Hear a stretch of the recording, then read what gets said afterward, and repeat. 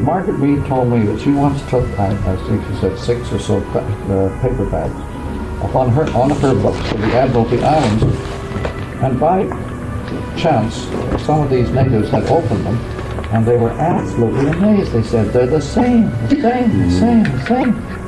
had never occurred to them that a book was something that's the same as another book. And the printed word hit them like a ton of bricks. It is actually a magical form. Repet, by the way, magic is itself a form of repetition. Repet, by the way, magic is itself a form of repetition. Repet, by the way, magic is itself a form of repetition. Repet, by the way, magic is itself a form of repetition. And print is a magical form. Why? You talk about... come back to it. No, come back to it. You know, you talk about corporatism.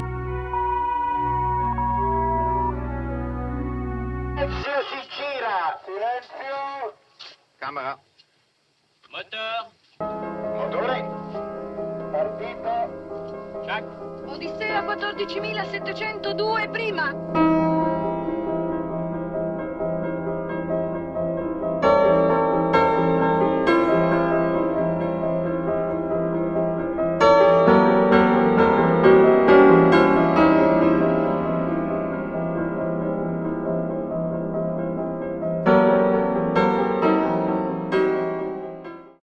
That is, this is a group of people that move from total non-literacy into post-literacy at one step. That is, into the electric software world. They bypassed the whole hardware world. Do they have television stations? Do you know that bastards never mentioned one word about entertainment? Radio, TV, movies, not one word was mentioned. Then what post-literate world have they gone into? Our world. The 20th century is post-literate. I see. It's electric, you know. We don't know whether they have television. We're not there. We're not in the 20th century. Oh, no, somnambulating away in the 19th. Oh, sure. We're still wandering around in the 19th century. This New York City is completely 19th century.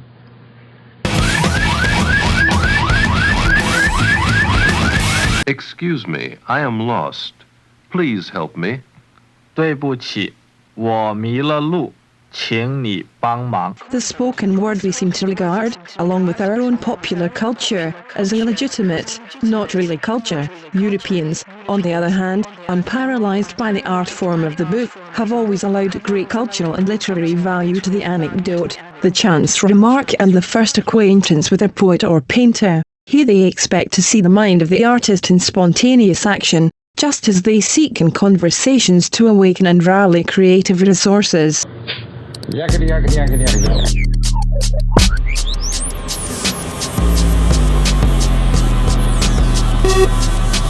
You have completely misconstrued everything I said. Therefore, all media, not just the newspaper, uses bad news as a way of selling ads. All news is fake. It's pseudo-event. It's created by the medium that is employed. Colossal fiction. There is no honest reporting. The word fake, actually, and the word fact are the same word. They both come from Latin facio, meaning to make. On any medium, it is all fake, necessarily created by the medium in question. Well, that's not true, but go ahead. It has to be. No, it can't. You can't. Newspaper news has nothing to do with TV news. Now, art crashes through, the entire world perceived as junk heap. The junk world is the world of the artist. He sets about creating order out of junk and garbage. Garbage means clothes. The new clothing of the planet is garbage. It isn't only New York, but the entire planet is now like that, a garbage dump. Everything on the planet has been scrapped. Every institution. And so the artist now comes into his own, so that every child, every member of our population has to adopt a creative role in order to survive. And now for our feature presentation. Okay, MySpace me, face me, face me. The charge of the light barricade, it's a an involving mosaic situation in which the storyline or connected spaces are not there. This enormous gap between man's natural equipment and his technology has got bigger and bigger. I suggest that artist's role is to fill that gap by retuning and modifying conceptual apparatus that enables them to survive in a rapidly developing environment.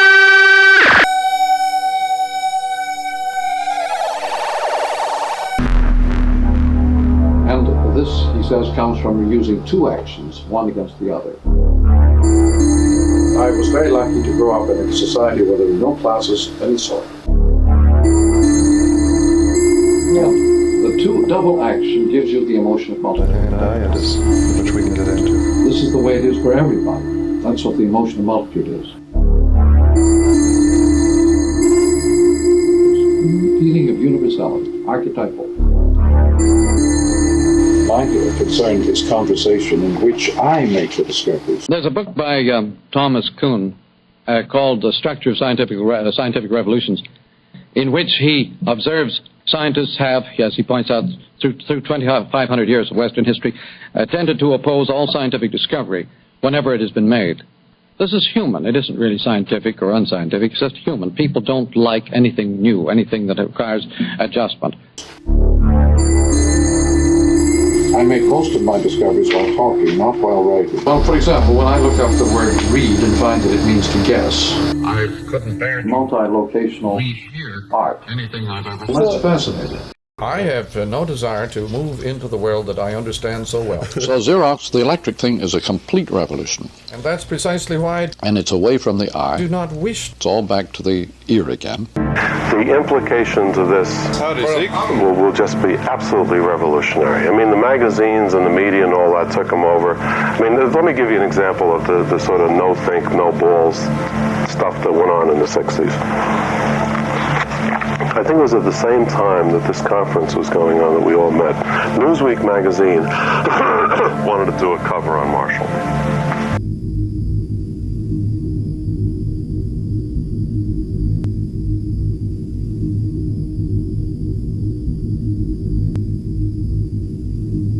So they invited him to the high church lunch on the top floor and all that kind of stuff. And all the guys that heads of the departments came in, and he had to do his, dog and pony show and things like that.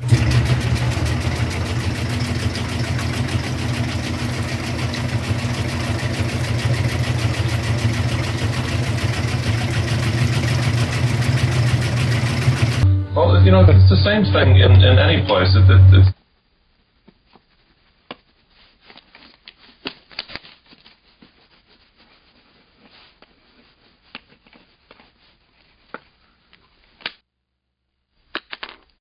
this whole insight into the fact that this was a hidden environment, this habit of thought. Writing did not merely record language, it was a totally new medium of expression and communication which the spoken word came in turn to imitate. Yeah. Alphabet created individualism, it created armies, empires, huge organizations. The country is falling apart physically. Do you want a copy of that? No, I got it on the tube. Move into it. It's all acoustic. Because I understand it, I much prefer the old mildewed world of the 18th century book.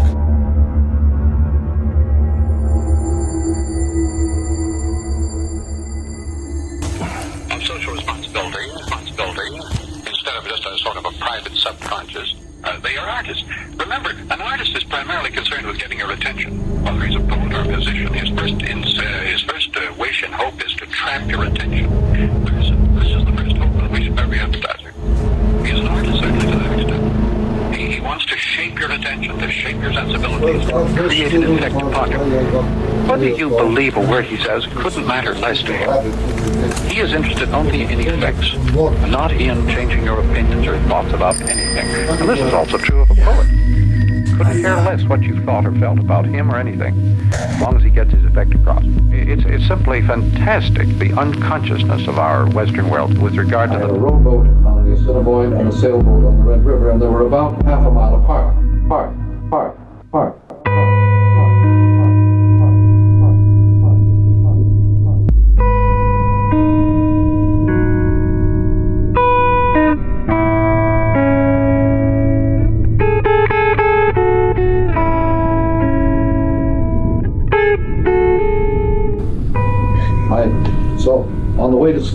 I could stop off and row my boat for a while on the one river.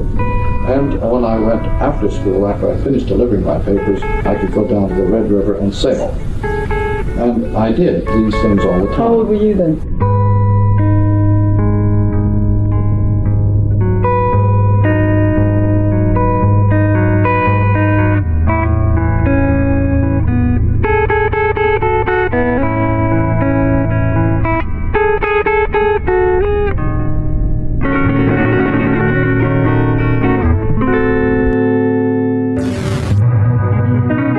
The whole damn Western world is finished. Everything that happened 2,500 years ago with the discovery of writing, at least phonetic writing, every pattern that developed from that world of the visual orientation of man, all the laws, all the philosophy, all the individuality, all the civilizations. The period of the Civil War, the big electric event that was dawning on the world was the telegraph. The telegraph had become commercial by about 1840 and had a profound effect on news gathering. All the civilizations, literally civilization, the citizens grew out of that world. The Chinese ideogram is a wonderful instrument of unified sensations. It is so richly unified that most people in our 20th century have begun to study it very carefully as a corrective to our highly specialized alphabet. And the visual space is the space in which the eye operates, where no two things can be in the same place at the same time. And this is one of the strange results of electronic circuitry, in which you have everything going on at once, including no division between actors. Though he was considered a prophet of technology and modern communications and so on, he was a scholar. He was a Catholic and he was a medieval scholar, and his understanding of things was very much conditioned by his awareness of history and past cultures. Something about McLuhan, I think, that was misunderstood by a lot of people who thought he just was thinking only forward and not backward as well, but he was really a great medievalist and historian. And between actors, audience, and authors and readers. Literally civilization, the idea of the citizen that grew out of that world.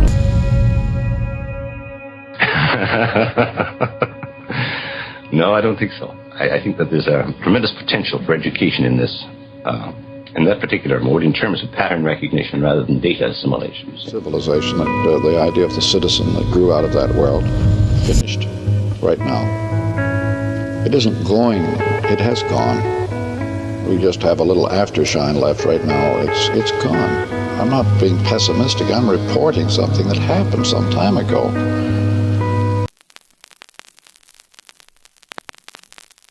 It's just we're just involved in a mopping up operation. The moral standards of democracy is the 168th of 168. Here is a quote from the 1925 book. And these agencies themselves are extensions in the physical world. It's just we're just involved in a mopping up operation. But the disappearance of the private person, the private family, you can see, with the disappearance of the private person, everybody suddenly feels that private ethics are meaningless. And we call it permissiveness. And we don't feel we have the right to punish anybody anymore, because society is really to blame. How can we punish anybody if we don't believe that anybody's responsible for anything? For anything, for anything, for anything, for anything, for anything, for anything, for anything, for anything, for anything,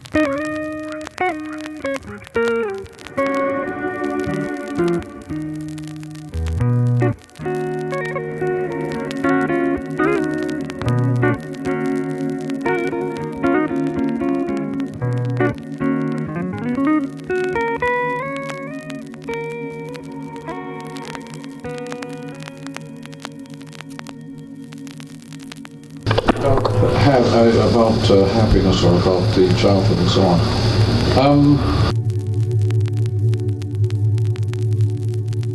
When I was a kid, I spent a lot of my time building boats. Oh, yeah? Yes, I was a carpenter. I thought I was an engineer, and I went into engineering. Yeah. Well, we started. No, that's what I was interested in. I mean, how many thoughts can you cram in your head? It isn't a question of how many thoughts. It's the fact is that when you confront the page at that speed, you apprehend it as a gestalt.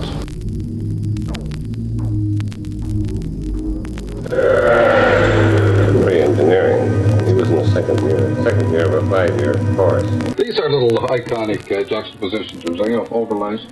So I sat in 4 weekly seminars with him. There are always seminars in which the instructor never quite kept control of McLuhan's tendency to take command. It was very sculptural approach to the page. These are little iconic juxtapositions. The page ceases to be lineal at speed, by the way. Overlays. Pattern recognition. About happiness. Happiness to me is something I am not much interested in, I can tell you that. At no period of my life was I interested in being happy. I was very interested in getting on with what I was interested in. And in practice, that turned out to be a source of considerable happiness, in the sense of satisfaction. When I was a kid, I spent a lot of my time building boats. He was actually a pretty handy guy. He built, for example, sailboats. I used to have the plans for one of them. It's gone for a long time now, but I remember the name, How to Build a Racer. And when he got to Cambridge, he was a rower. Got into rowing. Well, you can't sail in those rivers anyway. The bridges are too low. There's too many of them. And we're very close because there's so many things we were reading that we found occasion to argue with, discuss. We went through the Chesterton stage, What's Wrong with the World, a Mark Lowell book, and he picked up L.L. Price. I have it somewhere with his name in it, Bill, something on economics, an elementary textbook. He gagged at that. Since I was taking economics, I read Chesterton, became quite interested. And then from, I suppose, for over a year, there was plowing through the New Jerusalem, Father Brown stories, a whole bit. Standing arguing on street corners, remember one occasion. We left some meeting, started to walk home. We didn't live too far away from it. And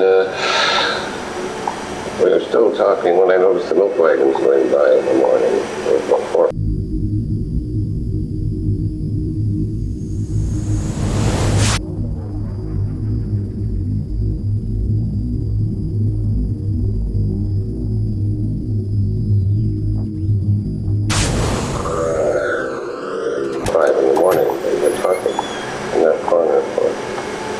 Roughly 4 to 5 hours somewhere, completely unaware of time. The genius of Chesterton and his paradox, beautiful. And then, of course, disagreeing a good deal on a good many things. What's wrong with the world? What's wrong with the world?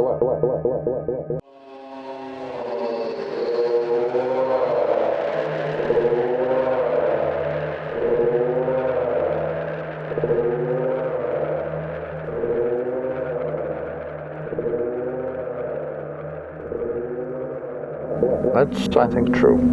Except, again, that I had luck. I met people, too. But it was mainly a literary activity. A book by Gilbert Keith Chesterton, What's Wrong with the World? Yes.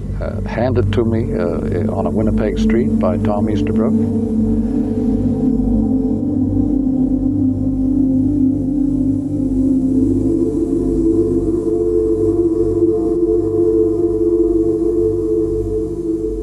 Said to me, I hated this book. I think you'll like it.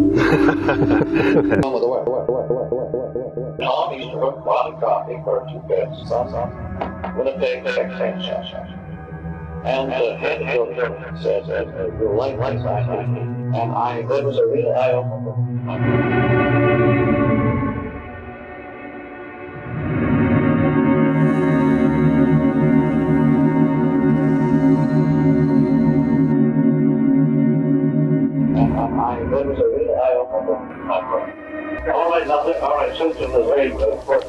So as you live in smaller and smaller space, electrically, why, things that...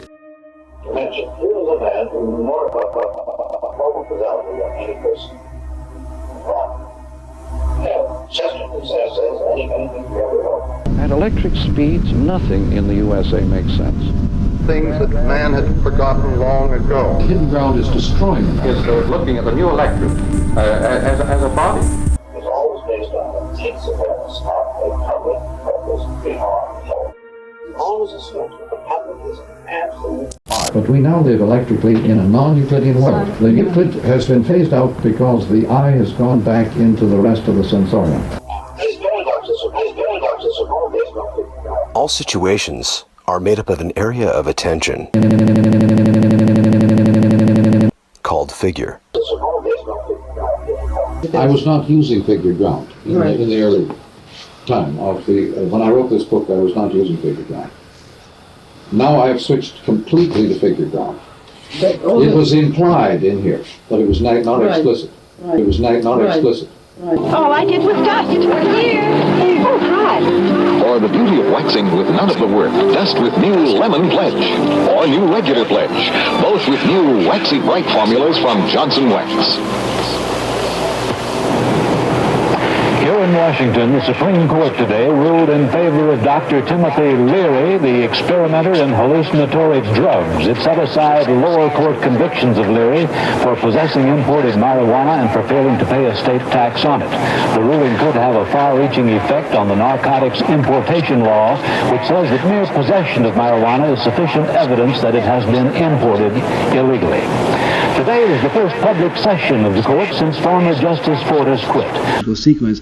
If you ever talk personally to Marshall McLuhan, he's a fascinating talker. In addition to being a Celt, he starts talking and he gets right off the page and off the line, and he's talking and it sounds like prose that should be written, but he's just stringing these pearl beads of words around. Which look, come on, Marshall, be logical. You're supposed to think of subject, predicate, paragraph, period, change the thought. Life isn't that way. Have you been? Pretty good.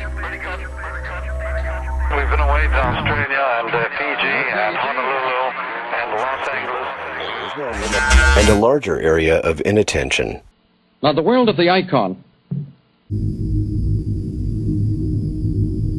is a world of abrupt interface, without gradations, no chiaroscuro. And this is a world that is happening on many fronts. And when you have these interfaces, you have happenings. They always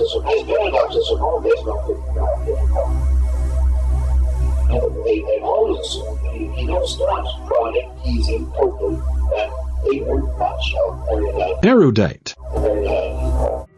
But his own wit, his own perception, his entire form of development.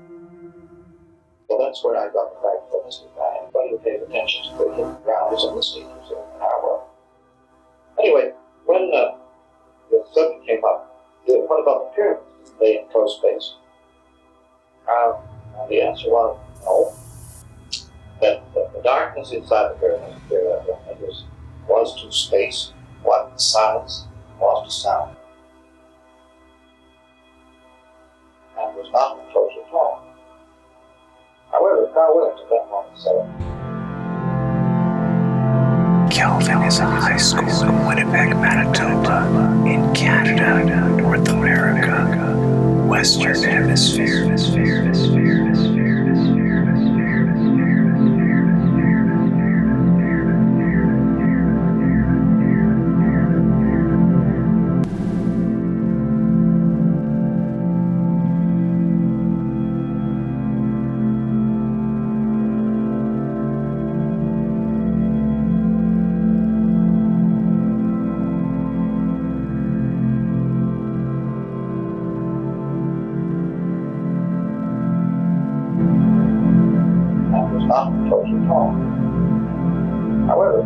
At this point, Carl Williams, the psychologist, objected that the spaces inside a pyramid, even though dark, could be considered as acoustic spaces, and he then mentioned the characteristic modes of acoustic space as a sphere whose center is everywhere and whose margin is nowhere. In fact, the old Neoplatonic definition of God.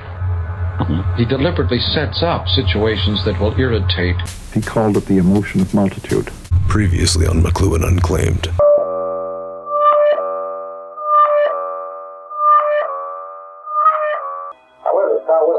told them about acoustic.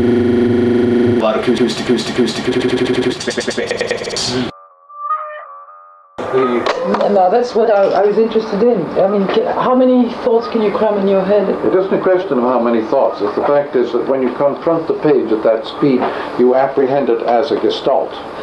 Marshall McLuhan, what are you doing? Political.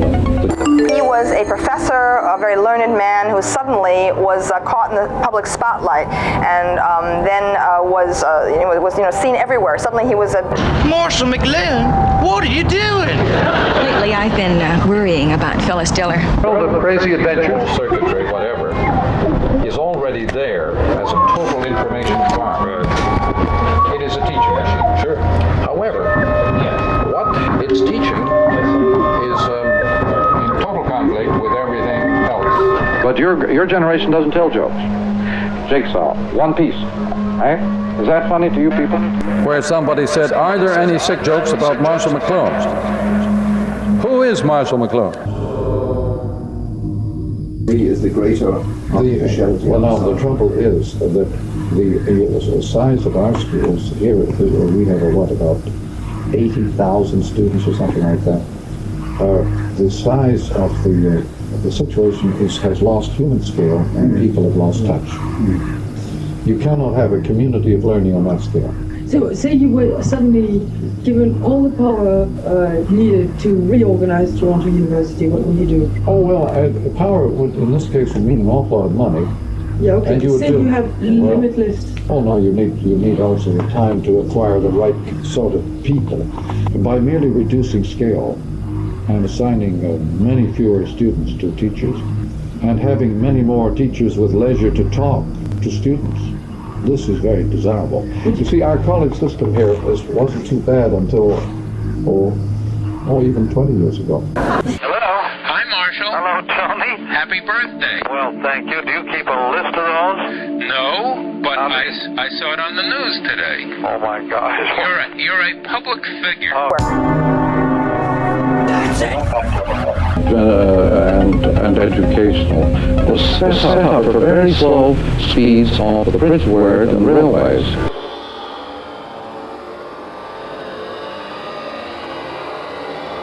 Now, that I can understand. And that is a kind of figure ground, and that is debt. I never heard the phrase of word in my life.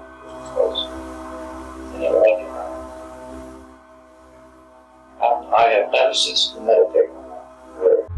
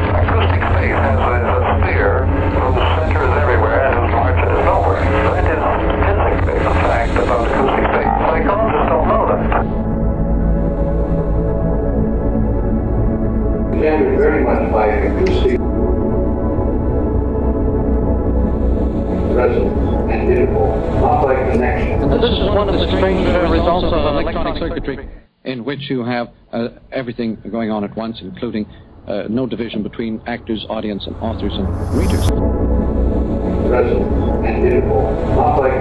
And this is one of the strange results of electronic circuitry, in which you have everything going on at once, including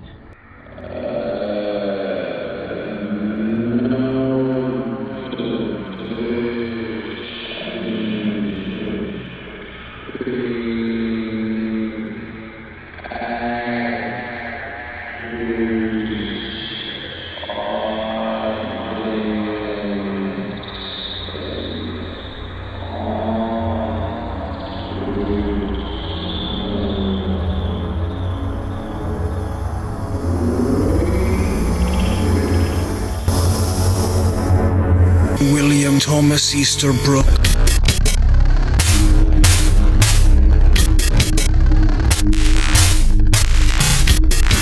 Involved in an electric structure. No detachment is possible. I drop in sometimes very late when it's time to open something, and he'd be washing the dishes at 2 in the morning or something.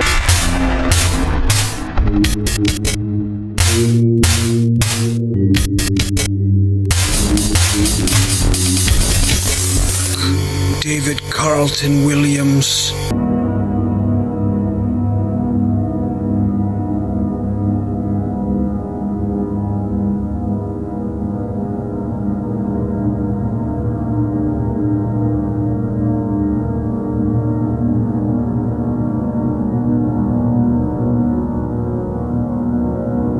And Herbert Marshall. Abrupt interruptions, which permit far more involvement.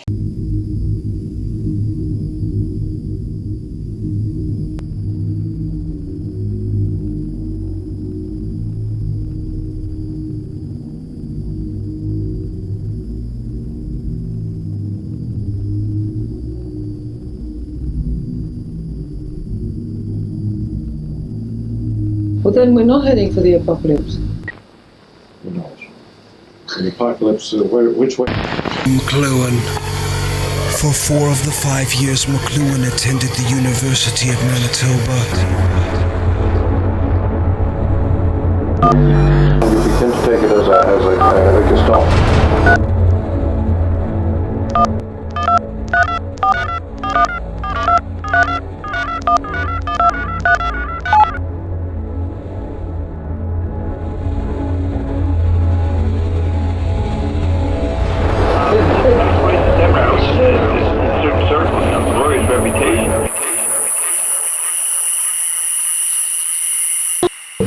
Out of the stonewriting, and you get an army or military structure out of paper, because they can carry the orders anywhere.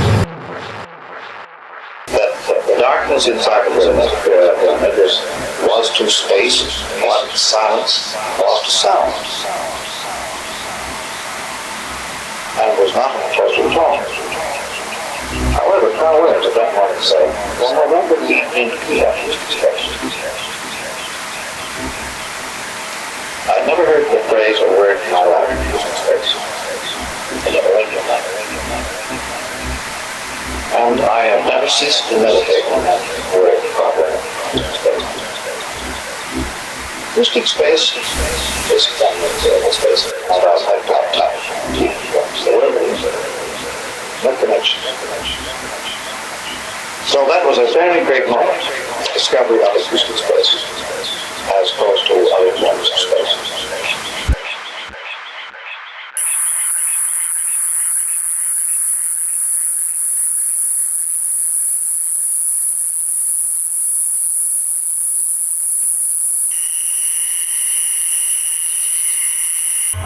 A courier system. Yeah. So the Roman thing came out of, the Babylonian priesthoods came out of stone writing, and the Roman thing came out of paper.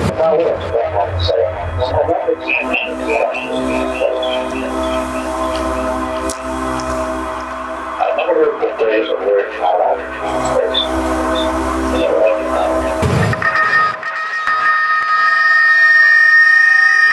This was the Broadway campus of the University of Manitoba in Winnipeg.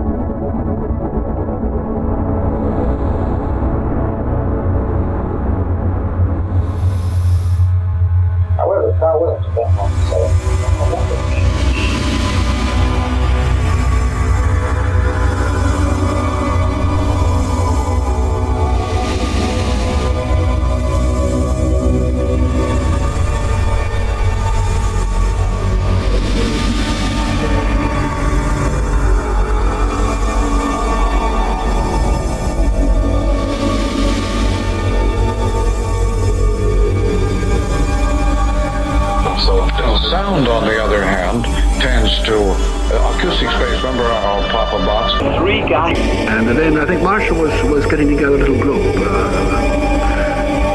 Carl Williams and Tom Easterbrook. This was the group. We got a grant from the Ford Foundation. Comments at bottom from American sources. Marshall was getting together a little group.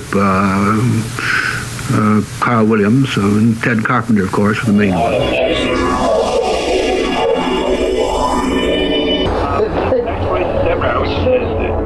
Circles, glorious reputation, with 3 guys from Winnipeg. These are all buddies. That's right, but not just. The exploration school, then, now, and next. Man broken up into little bits. Acoustic space has no peripheries and no centers. It is a total sphere without boundaries and without centers. I have never seen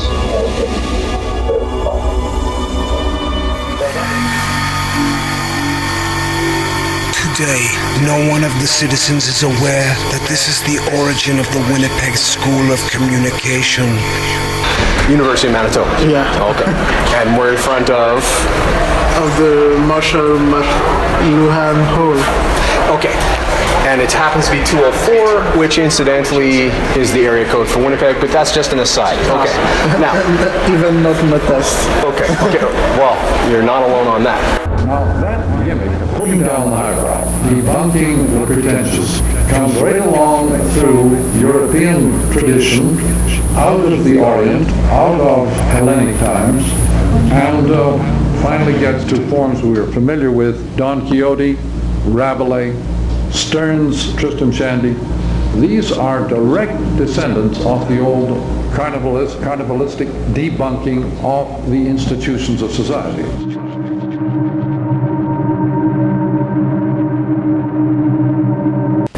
What do you think is interesting about the new TV season? I haven't had too much time, but I have been watching a bit of the Invisible Man. I've seen 2 episodes, they're pretty good.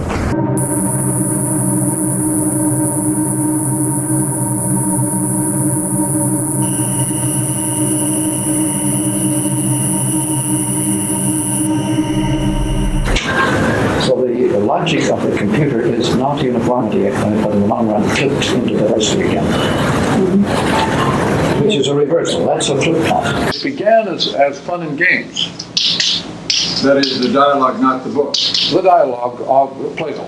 Yeah. It began, in fact, Plato, we're told, came to Athens with a mime troupe, M-I-M-E, just to perform. By using the exactly repeatable commodity. At very high speeds, you can see a pattern where formerly, when it was going very slow, there was no pattern. The conditions of information overload. At very high speeds, everybody can see patterns where formerly they had seen nothing. And over and over and over. Now, there is in IBM, for example, a phrase that information overload produces pattern recognition. When you give people too much information. One of the effects of living with electric information is that we live habitually in a state of information overload. There's always more than you can cope with. And, now the young have devised a strategy for dealing with this, quite apart from just inattention.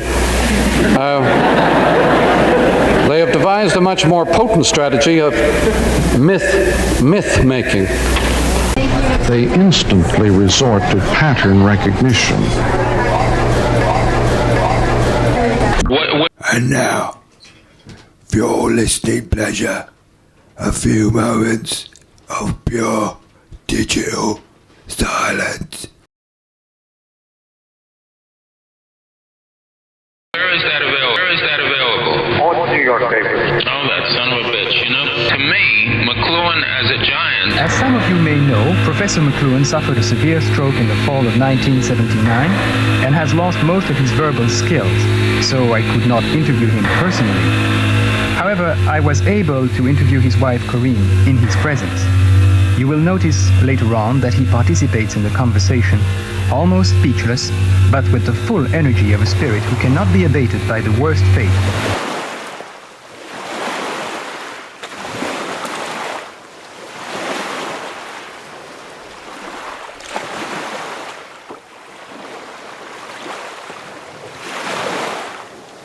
That could be called a world expert in communications.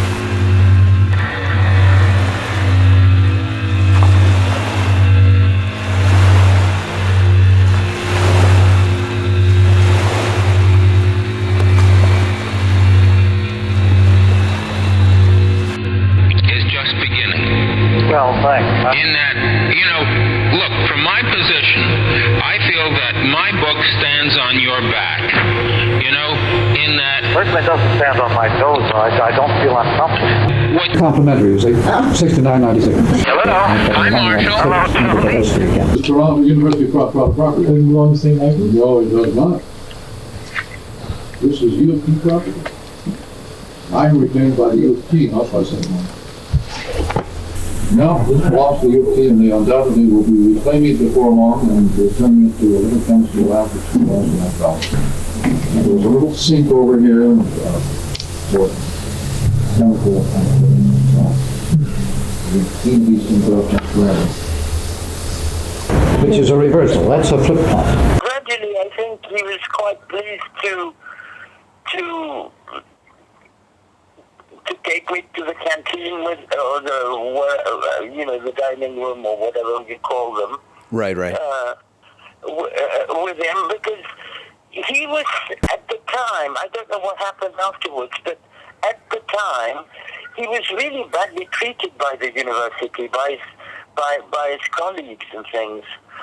And I think he was quite pleased to take me around, me coming from Paris and London at the same time. You know, gradually I think he was quite pleased to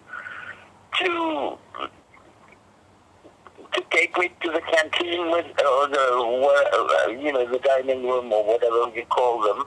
Right. With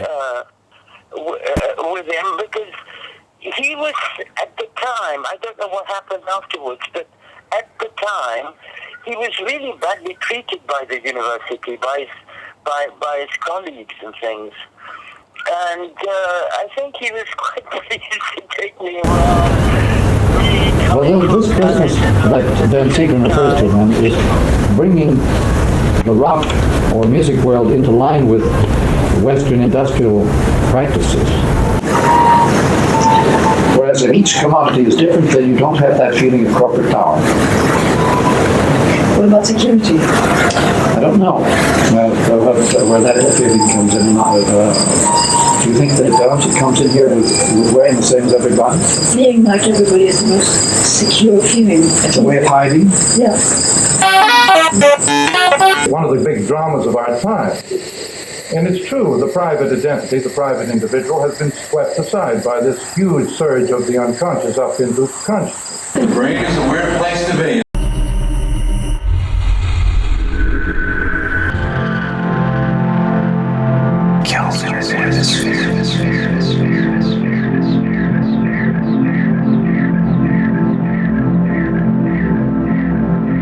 And Jack Voltaire was describing Gideon's new book, which was a book that came out about Gideon's documentary.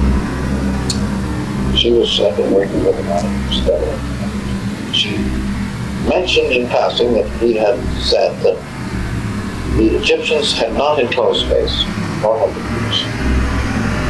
And enclosed space was something first done by the Romans.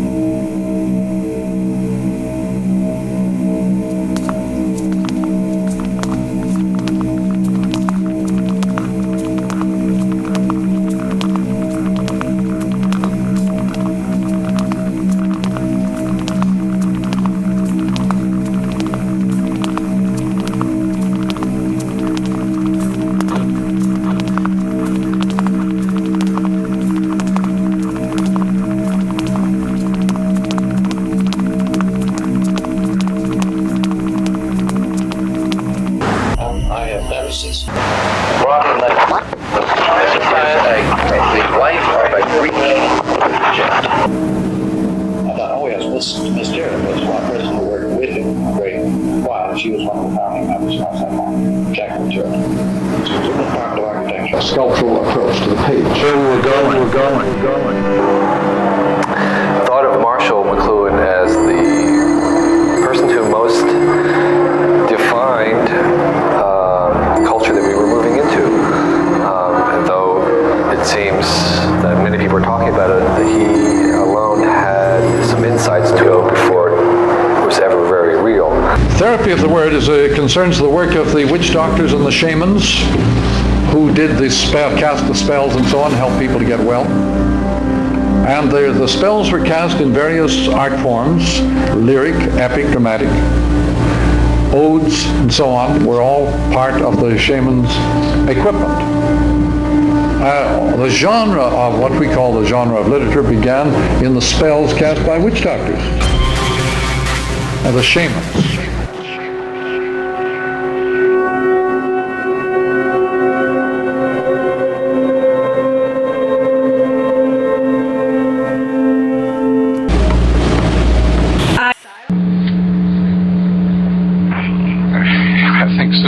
With the telegraph came a total change in the forms of writing, symbolism. Symbolism simply means pulling out the connections between parts of sentences. I write symbolism. I don't finish. I think of my sentences as telegrams to Australia, 50 cents a word. You know, if every author had to inscribe every one of his words on stone, and were allowed 12 words a year, the levels of writing would go up. But one of the things, one of the peculiarities and unexpected results of the speed up of electricity, telegraph, and so on, one of the strange effects on writing was an understanding for the first time of the creative process.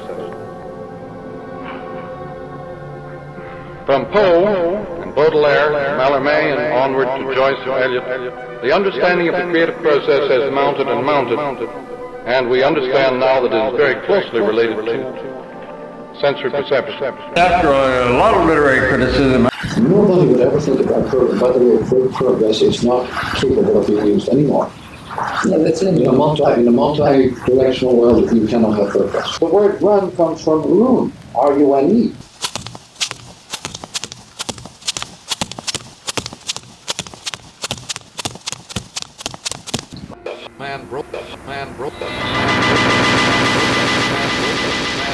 What will happen when intelligence is recognized as a global resource? I used that phrase, the medium is the message, on a radio.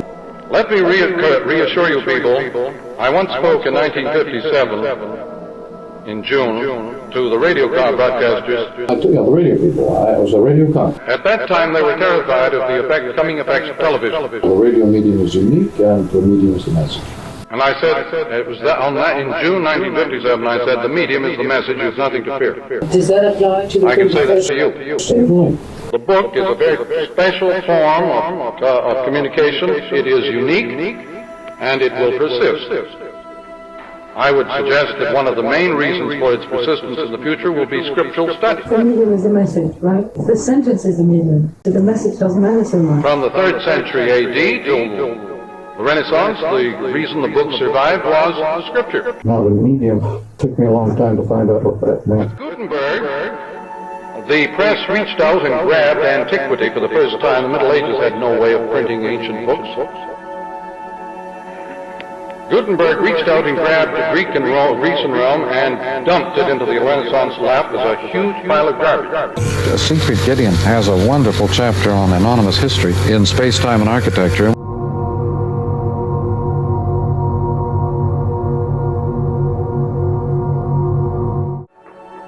And it kept creative minds very busy dealing with garbage for a long time. Artists love garbage and slums. They hate suburbs and tidiness. No involvement. So the future of creativity is colossal in the world of garbage. Yes? You're a difficult author to read. It took me quite a while. I was right, but I didn't know why. So you do believe in intuition very much? Well, after all, it just means seeing. That was a very great comment. Discovered other uses of space, as opposed to other forms of space. Who cares? You mean sight? I'd like to call myself a UFO. An unidentified flying object in the intellectual world. An unclassifiable verb.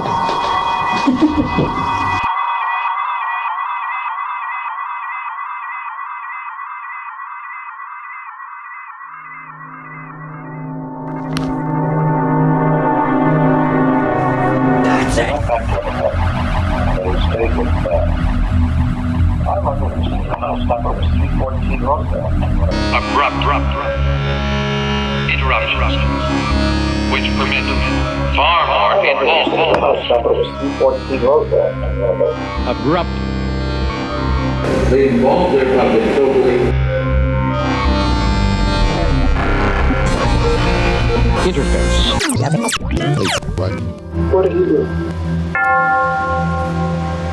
And he never tired. I'll talk about this home.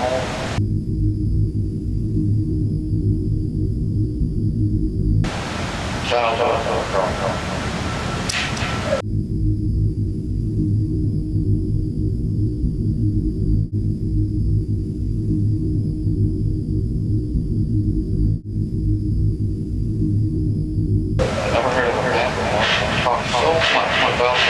Experience living in Ontario, Mount Forest. Most of it is in early life is spent in Mount Forest.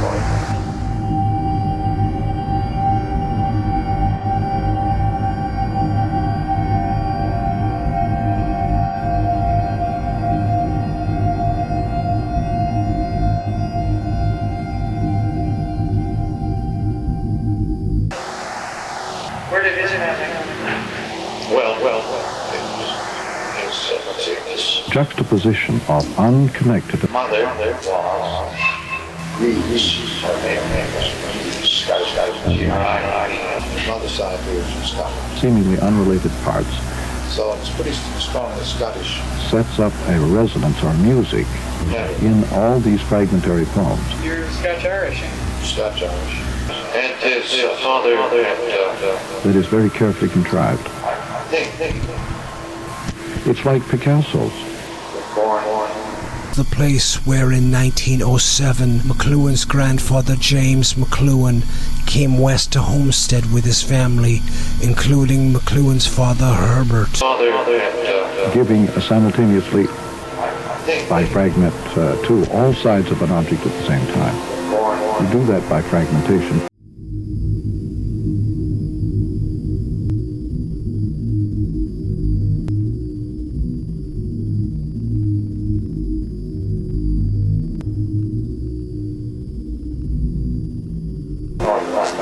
But actually it gives a very unified effect, as if you were holding it in your hand. Always had an intensity to psychology. Did you see much of him? There was a company out there, Sullivan, Donald. I always had to give him mother. I had something rather important to do. And I think probably my father had something to do with Boston that I did. My father was a great educator. That is in the sense that he loved to build young people up in their own idea of themselves. A lot of Elizabethan poetry, and particularly Shakespearean poetry. And my father had done a lot of specialized study of Shakespeare. Billy was quite a psychologist. And an enormous raconteur. My gosh, what a raconteur. He was an insurance. What a raconteur.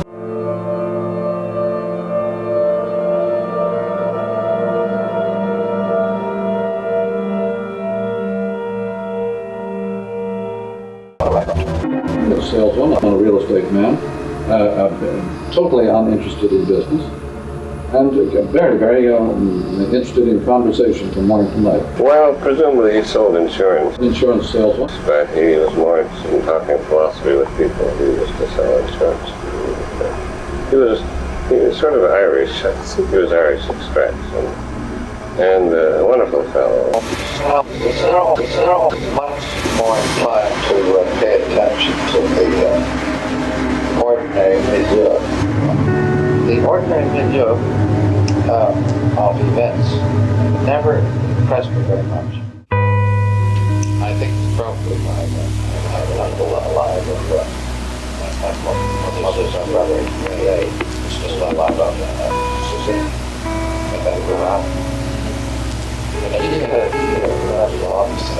You'll say a lad who was going to school in Edmonton, he actually boarded with my mother's father in that house they built in the house when he was going to high school. And when he was finishing off high school in Edmonton, he was actually living at home with us. I learned this only fairly recently. But he's still alive. Sister B. Sullivan has been doing a little probing around out in Edmonton, seeking out the places we lived in Edmonton where we had been and so on. And she had contacted my Uncle Ray Hall. Is she doing biographical piece? I think all she wanted to do was to establish where the houses we lived in. I should talk to her. You know, I'd really like to take a trip out west.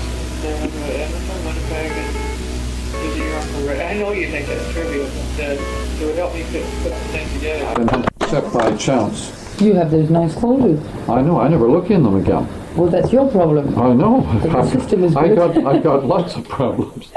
That's only one of them. Now that, do you want a copy of that? No, I got it on the tape. Oh yes. Well, it's handier to have one of those to carry around with you. Oh, I remember it in my head. You can't remember all those. I'll tell it to you. In France, all is permitted? In Great Britain, everything is permitted except what's forbidden. In France, everything is permitted, even what's forbidden. Oh. In Germany? In Germany, everything is forbidden. Unless permitted. In Russia, everything is forbidden, even what's permitted. Even when permitted. And in America, everything is permitted except the knowledge that everything is permitted. No, except the knowledge that nothing is forbidden. Well, it's the same thing, isn't it? Same thing. So 35 years ago, Marshall McLuhan was speaking to a journalist. Nina Sutton. I'm an Anglo-French journalist. Nina Sutton is telling us this story from Paris. My encounter with Marshall McLuhan took place in the fall of 75. See? You have a good memory. Well, I've got a cancer rising. Cancer rising? Cancer is supposed to have the best memory in the zodiac. Well, I guess I'm on the cusp, 21. No, you do have a very good memory, but you have a very selective memory. It is not cancer rising, though, is it cusp? No, rising is this. If you know what time you were born, I can. No, I don't. I could work out what. I don't. I have no way of finding out either. Oh, it must be recorded somewhere. Let's ask Uncle Ray. I have an uncle out in the. Ask Uncle Ray if he remembers what time of day I was born. No, but where your birth was registered, it should I don't even know. So. I don't. I think I was born in a hospital. Yes, in Edmonton. I don't know what. Then they would know. I don't know what hospital. All right, we could write to the hospital in Edmonton where I was. We could ask him where was I born, what, and then we can write to the hospital and ask him. I wrote to the hospital in London where I was born. Okay, no record. And in fact, I phoned up and I was going to sort of make some excuse for asking for such a silly thing, and I said, "Can you please tell me what time I was born?" And she said, "Is that for a horoscope?" Naturally. And I said, "Well, yes." I was going to invent something about research and some kind of social effort. Zeus, who says to his fellow god, Narcissus, watch yourself. Yeah. Well, here we are on our little Narcissus chapter. We're looking at it. Finally got to it. A quality of urban life.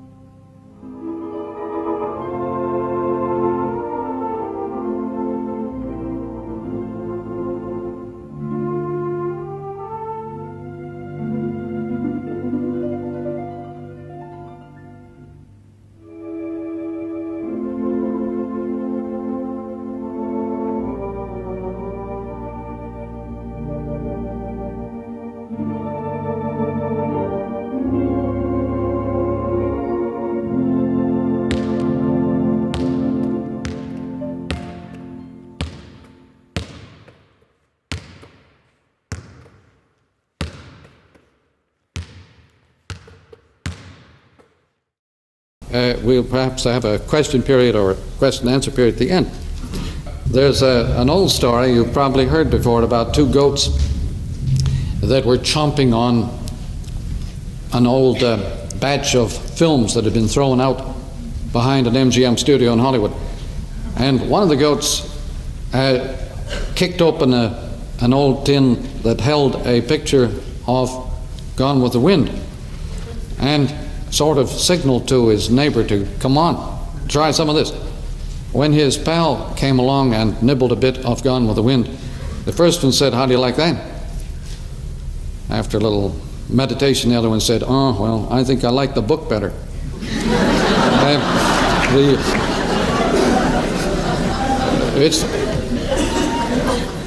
That's not intended as a profound insight into the into the media, but it's somewhat like the sort of insights one often hears. I'm 5 years old. You were there on that? Yeah, I'm still on the bed for 2 months. Nothing else to say then? I'm not about to 14 girls, but some of the other ones as well. Oh, you moved to another house? Well, we were in 6 or 7. We were in a 507 Cruiser. The house I grew up in Bridgeville was still around. It was a house that actually was occupied by a man who was property there. We were together one night, years ago, and he asked me what street I was going up on. I said, Bridgeville. What number? 507. He said, I grew up at 507. Isn't that neat? How much years your junior was? Well, I guess it'd be at least 25 years old. How old were you then? I would have been 14, 15, 16. Were you playing alone or? Oh no, I had lots of, not lots, but I had, there was always my brother and his friends and my friends on the He's same younger street. than you? 2 years younger. They were about half a mile apart. We used to play baseball. We had our own baseball team, our own hockey team on the street, and we would enter competition with other teams and so on in the local competitive leagues. And I was a southpaw pitcher for the Winnipeg Fireflies, left-handed pitcher. Oh, you're left-handed? I'm left-handed, and I was taught right-handedness, so I got crossed up at that point of my schooling. I was shifted back into right-handedness, which I think has probably had some strange effects on my life. Yeah. But that's like making you into a literary... Yeah. She didn't care much for it. And it was easy to hate Dad. But I've never, my mother and father didn't get along very well, and this was itself a kind of education because to my brother and myself it seemed perfectly obvious to us that they were infants, hadn't grown up, and that they didn't know how to get along with anybody really, and they were just immature. This. Morris was much more inclined to pay attention to the ordinary milieu. The ordinary milieu of events never impressed me very much. I always assumed, I feel this very strongly, I always assumed that it was something that I would shake off and leave behind. I never felt that it had any meaning for me. Yes, I saw a great deal of my father. He was a very sociable man. Always felt, many, that the immediate milieu in which I existed, whether in Winnipeg or elsewhere, many hours, was a kind of Drew Morris and me, a kind of accident that was absolutely important. She carried the burden of the family, and she didn't care much for it. And it was easy to hate Dad because he was so permissive. He was also a fiddler, one of the great fiddlers of Ontario. The film to test his heart, Marshall was of course keen to always see more media. It was fodder for his publications, and also he was genuinely interested. And it so happened that Fiddle Dee Dee had a fiddle score, and that fiddle score fascinated him because because his father had been a fiddler, and so for the first time ever, I saw the defenses drop, the academic part drop, and him talk about how his father really loved to fiddle and how he really enjoyed this music for that reason. So that was quite delightful, and I have very clear-cut memories of that for that reason and of the rest of his family. The Unknown McLuhan, it looks like it was first published in the Antigonish Review in 1988. My name is Tom Cooper. I'm now a professor at Emerson College in Boston. But I knew Marshall McLuhan during my graduate years when I was one of his graduate students. So that was quite delightful, and I have very clear-cut memories of that for that reason and of the rest of his family enjoying it. It was like an upbeat memory for the whole day. Oh yes, it was one of the belonged to the old tradition. We have his fiddle, much in the Fiddle is a more folk instrument, and it's shaped close to a violin, but a fiddle traditionally comes from the Irish-Scots tradition of which Marshall's father came, and so, as you know, McLuhan means son of Lewin or son of Luke or whoever, and he was very familiar with the tradition, and of course, having been to England for his college years, he knew the fiddle as a folk instrument, even though it's next of kin to a violin, which is a much more serious instrument. My mother was she played the organ piano, but in a modest degree. She read music. She had my brother and myself musically educated as far as we wanted to be. Did you learn instrument? In my case, just the piano. My left-handedness had something to do with making the poor subject for musical training. My brother was a person assistant manifold.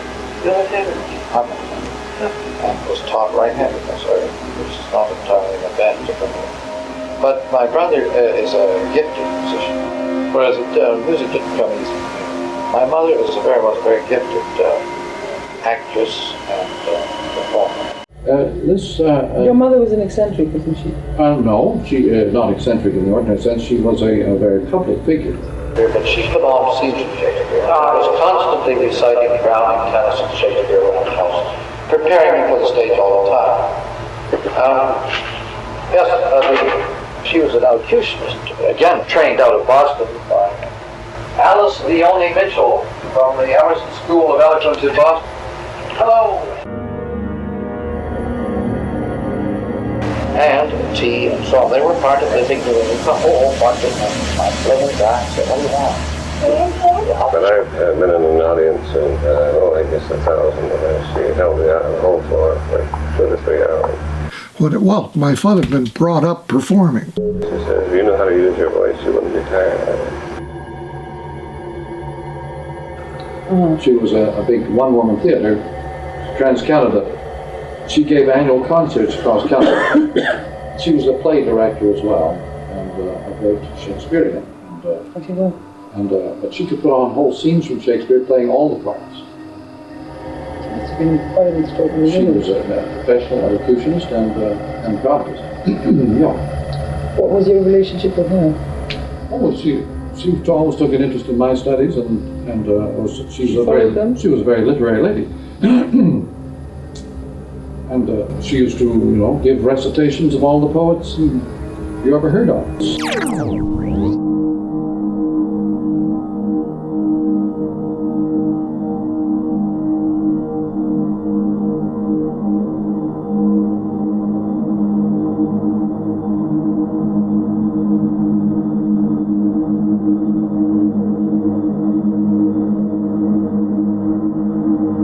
Instead of a nice, smooth, melodic line, you have these abrupt interruptions which permit far more involvement. Now your address is 455. In PR terms, one of the major changes that's come into the world with the electronic environment as a total surround is that the audience becomes workforce instead of being target for campaigns. Participation by feedback is indicated in this new electric environment. The electric environment creates a feedback because it is a circuit, whereas the old environment was mainly based on the wheel. For 20 years, scores of politicians have made the pilgrimage to this windowless sanctuary of sound in Midtown Manhattan. Here, Tony Schwartz has created some of the most effective commercials for Lyndon Johnson, Hubert Humphrey, George McGovern, and Jimmy Carter, not to mention Coca-Cola and Alka-Seltzer. Tony Schwartz began his career as an artist. 455. West 56th Street. 455 West 56. Yeah. The fragments turn out to be carefully culled parts of other cultures arranged in the fragments turn out to be carefully culled parts of other cultures arranged in a tremendous mosaic of world culture, east and west, all times present, and all in dramatic action. And it's only when a thing has become obsolete that everybody is sufficiently familiar with it to make it work. Please hang up and try again. Steve Lavin, Coach, nice to meet you. Nice to meet you. Happy Thanksgiving. Thank you. Created the public, and Montaigne said, upon recognizing the existence of this new entity, this new environment called the public, he said, I owe the la public a complete portrait of myself. With the coming of electric circuitry, you have what is called la masse. It's a time factor. The book created the public because the book was, as a printed form, made possible a very large body of people, but not simultaneous. The peculiar dimension of the mass audience is that it's all at once. It's a happening, like telegraph, like the daily paper. The daily paper is a good example of a happening because everything that's in it happens at the same moment. The date line is the only organizing principle in a newspaper. There is no connection between the items otherwise than the date line. And if you take away the date line from any newspaper or whatever, you have a quite handsome surrealist poem. It becomes much more enjoyable if you pull the date line off. Take off the date line from any newspaper and you have a surrealist poem. Literally, that is, any newspaper minus date line equals surrealist poem. And that's a happening.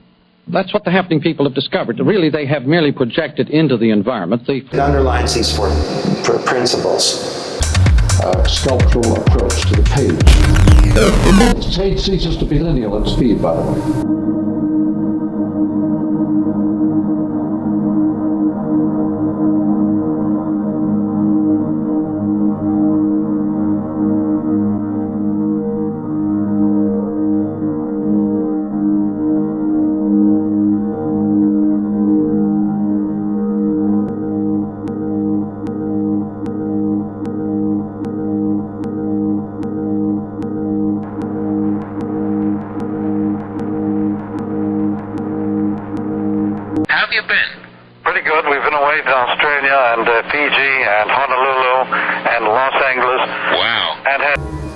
Wasn't she disappointed when you took up engineering? Those in an extensive farming area. He headed back west. He also he had friends back there, and he also was palsy with my mother's brothers, both of whom were in the army. But her father, that we used for her father had a farm near Winnipeg. We shine in our faces. So they went back to Winnipeg. They stayed with, I remember the house number was 314 Rosedale. Wasn't she disappointed when you took up engineering? I don't think so. Because my idea of taking up engineering was so I could have enough money to become literate. I never dreamed you could make any money by being literate. So I deliberately went into engineering to make enough money to live on. Yeah. So that I could do what I wanted to do, namely read. Buy books.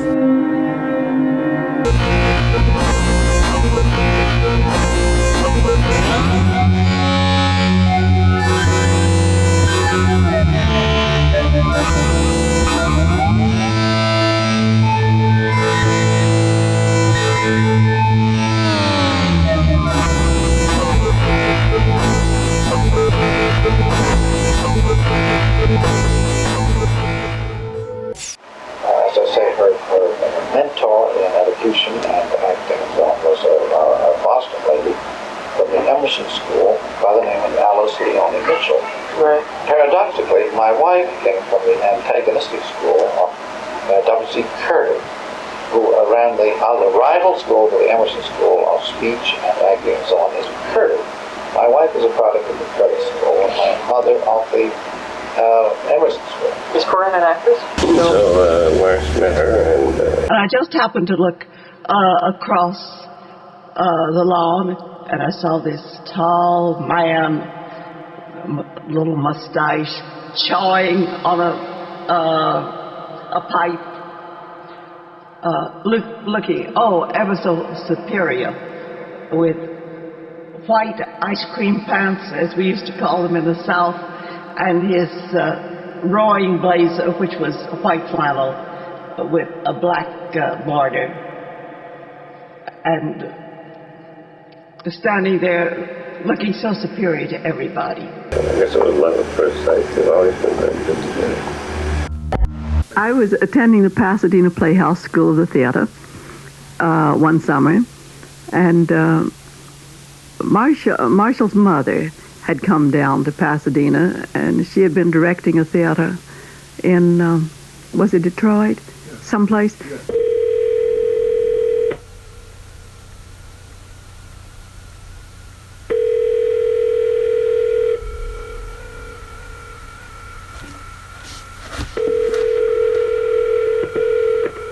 This is Patricia Brookman at the English Department at Trinity College. Please leave a message after the tone. Hi, Miss Bruckman or Mrs. Bruckman or Miss Bruckman. I apologize about that. He was serious, but I don't think the one thing that I think you should, I'd love to see you get in some way. The last time I saw Marshall was 3 weeks before he died. And we'd been invited to dinner at my former supervisor's house. My former supervisor was a student of the 18th century. And that evening, Marshall couldn't, because of the strokes, couldn't speak. I sat between Marshall and Corinne. As some of you may know, Professor McLuhan suffered a severe stroke in the fall of 1979 and has lost most of his verbal skills, so I could not interview him personally. However, I was able to interview his wife Corinne in his presence. You will notice later on that he participates in the conversation, almost speechless, but with the full energy of a spirit who cannot be abated by the worst fate that could befall a world expert in communications. And what I was very taken by was that somehow I could still have a conversation with Marshall, even though he couldn't speak. And every so often, there would be something I really just didn't say, and I would turn to Corinne, and all those many years of marriage kicked in. And so there was a sense of communication between the two of them in terms of gesture, because that was the other thing he was intrigued by, was the language of gesture, that you couldn't just talk.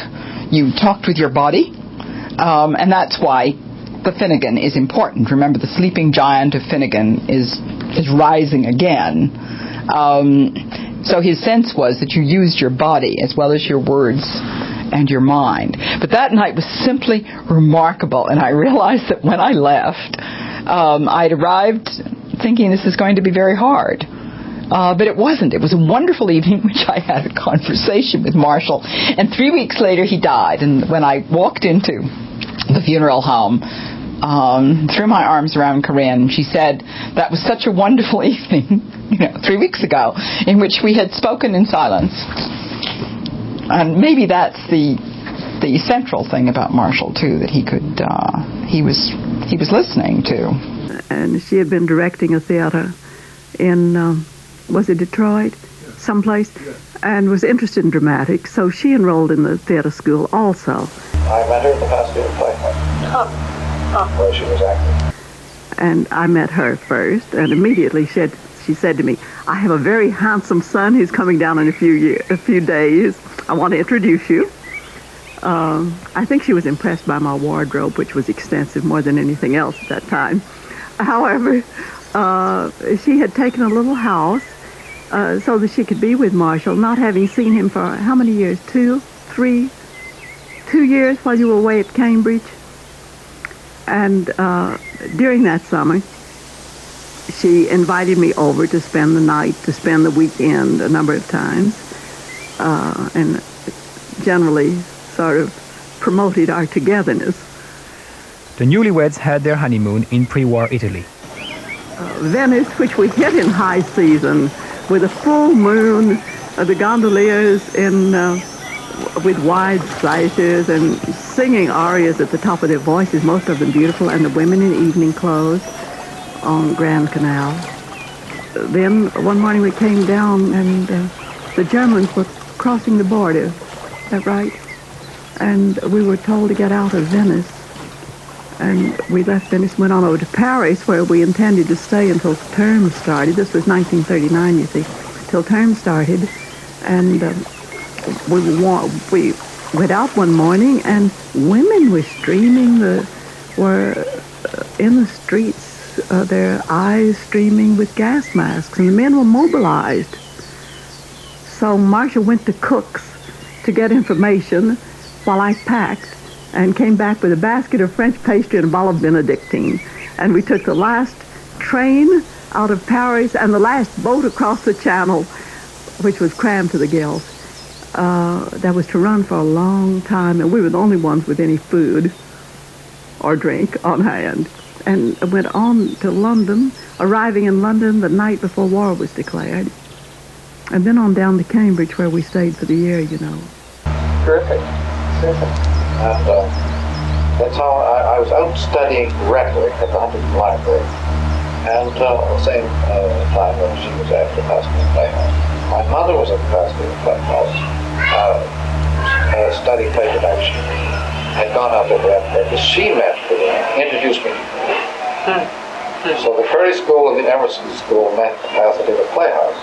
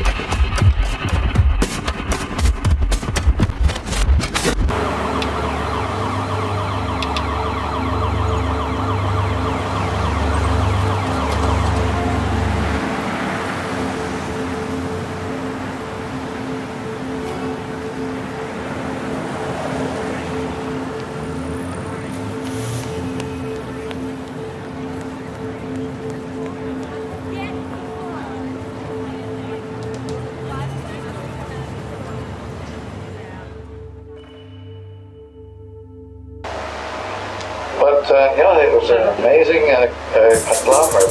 That's amazing. But my mother's cultural aspirations were unremitting. Let me know when we can come in and enjoy the living room, okay? Come on in now. They were unremitting. And she was a person of tremendous energy and gifts. And you can find out a lot about her from my wife. Liola Kelleher. Liola Kelleher is I think still a teacher here in town, or ballet or something. Anyway, she taught me ballroom dancing when I was 13. And she was a friend of my mother, and she's in the work she's doing now because of my mother. Mrs. Tyus is in her work because of my mother. My mother was a great teacher and had very enthusiastic pupils. So those are two. Both of those people have always wanted to do something about my mother, to write a memo or something of her. So it would be a godsend if you would help them to put together a memoir on my mother. And I don't get Tyus' first name, but I have the phone number. And Liola Kelleher, whom I ran across only a few months ago, 2 or 3 months ago. I didn't realize she was in this part of the world at all. Anyway, they lived on the next street over. She had a dancing school, so I wanted to learn some ballroom dancing and have some lessons with her. I remember it was quite thrilling. I should get those numbers from you at some point. Oh yeah. Get those phone numbers. Liola Kelleher and I forget the Tyus' first name, but they're both old students.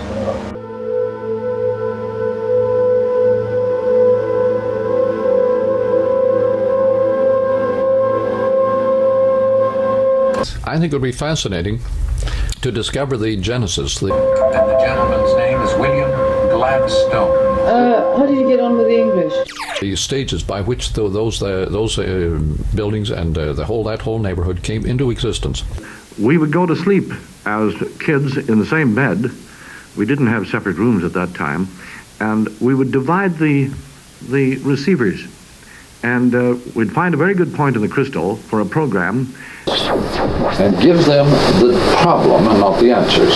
Then that is definitely a positive point in favor of the mass media. Well, again, you're making a value judgment. I'm not making any judgments about the mass media. I say, if you want to solve these problems, give them to the ignorant. Don't give them to the learned. Well, you do want to solve them, don't you? Of course. And we'd fall asleep with the receiver on the pillow and our ear against it.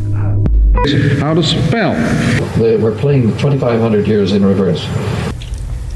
The huge smog of inky blackness that was settling over the mind of Europe. Which are the English people? Yeah. Oh. Did you feel... for example, at Cambridge, I was amazed to discover that a large proportion of the undergraduates, they were like high school kids from Canada. Stupid.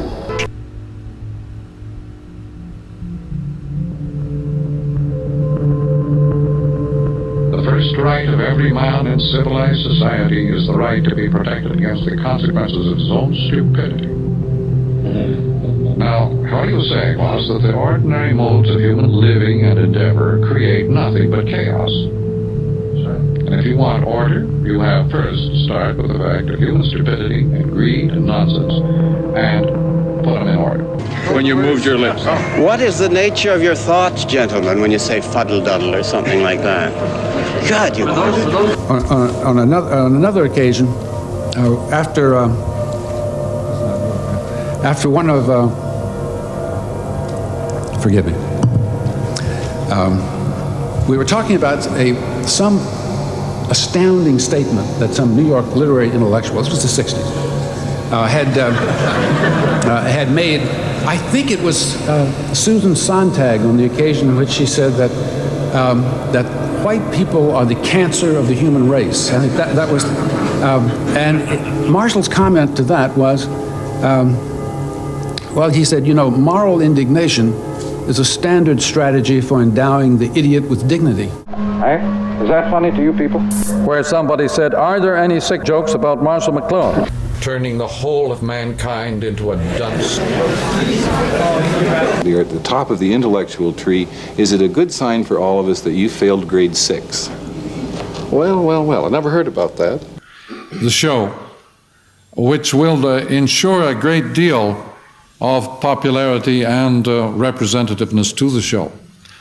If you can think of a sponsor or who ignores the audience, maybe the CBC in Canada. So that means a big bureaucratic organization which feels it's quite above the needs of the audience. And so it creates a great many unpopular shows. I wouldn't say they're especially interesting. They're just unpopular. And to what extent the BBC is in the same boat, I don't know, but you might be able to comment. You did fail grade 6. No, I didn't. Our research made an error? Yep. Linear thinking again. Yeah, it's we were using the wrong hemisphere. Classification problem. No, I never failed any grade ever. But anyway, that doesn't mean I did superbly well at school because I wasn't that interested. In school? No, I wasn't very interested. But you have become interested. I've got interested since then. Marshall McLuhan, you must come back on another evening, and I'm going to start tomorrow brokering you for the CBC. We'll get it in a whole study of Marshall McLuhan looks at Canadian politics. I think so. That's fair enough. I'm going to pause briefly and be right back. Okay, so you say that Gladstone was at Confusion Corner. I've seen an aerial photograph of it. It's where Confusion Corner streets now all intersect at one point in...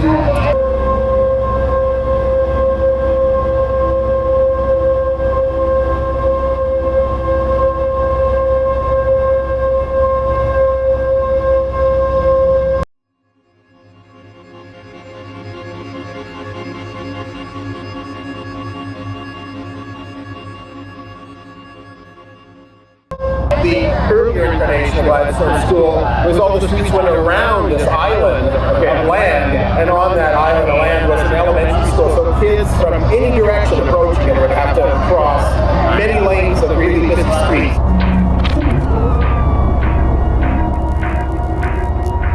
Have a reason. Okay, so you say that Gladstone was at Confusion Corner. And have you heard of the phrase global village? Have you heard of the phrase global village? Yep. Now, when you think of Osborne Village, do you call it Osborne Village, Confusion Corner?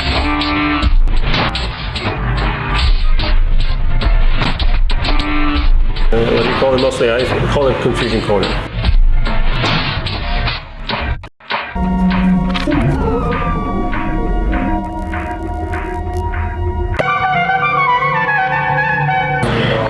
This area that we're in, what do you call it mostly? I would mostly call this Osborne Village.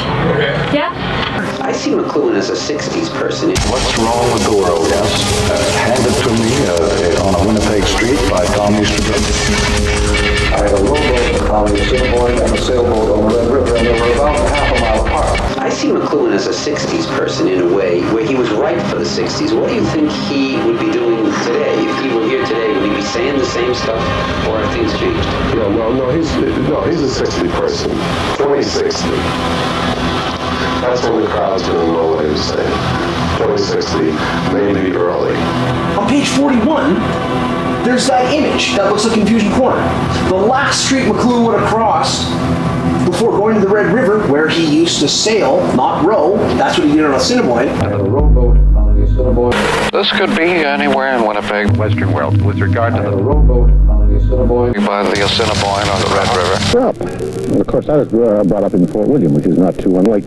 Well, actually, it's a totally different terrain. The soil is different. Yeah, it's not like this. I agree. This is now this is. Of course, this is Saskatoon. Don't tell me it reminds you of Fort William Harbor. No, it doesn't. It's too picture-sweet. Yeah, that's right. Picturesque. Picture what? Picture-squeak. Squeak.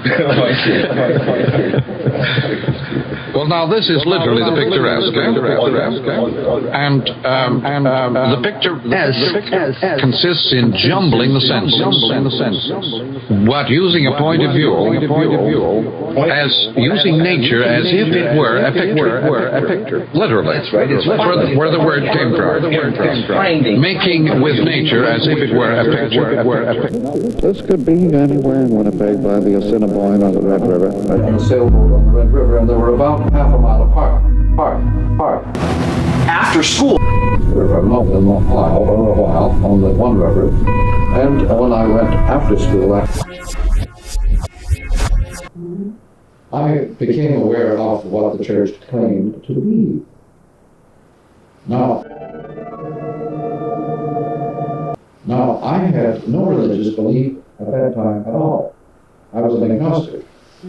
But I finally decided that if the church is what it says it is, you were also told how to test that hypothesis.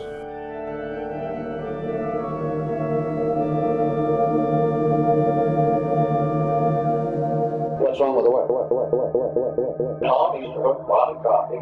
It was Rambo's.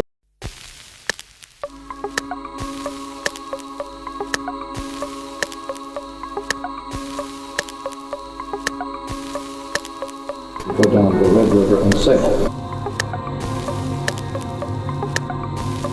1,000 people there, and so someone asked McLuhan, what do you think of the Hayakawa conference? So he said, well, Dear Marshall, I heard to my sorrow that you have been ill, and I heard more recently that you are well again.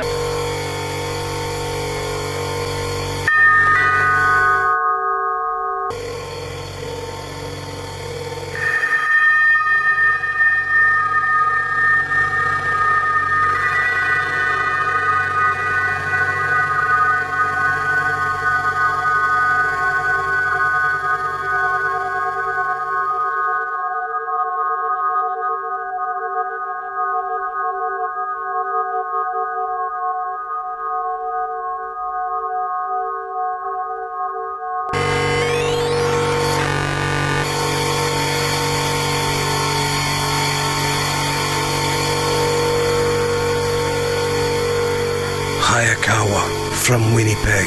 6 years before McLuhan graduated with a Bachelor of Arts, published an article about T.S. Eliot entitled Mr. Eliot's Autodafé.